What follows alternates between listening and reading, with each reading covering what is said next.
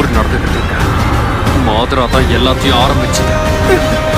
என்கிட்ட இருந்து மறைச்சு வச்சிருக்கீங்க. அங்க என்னுடைய காம்ரேட்ஸ் எல்லாரும் தனியா கஷ்டப்பட்டுக்கிட்டு இருக்காங்க. ஏன்னா மாதரா கிட்ட இருந்து மாதரா வெளியே தாக்குதலை தொடக்க ஆரம்பிச்சது காரணமே உன்னையும் கில்லர் பையும் பிடிச்சி உங்களுக்குள்ள இருந்த 8 and 9 டெயில்ஸை வெளியே எடுக்கணுன்றதுக்காக தான். அவன் நினைச்ச மாதிரி 2 டெயில் பீஸ்டையும் எடுத்துட்டான்னா அவன் குறிக்கோள் நிறைவடைச்சு.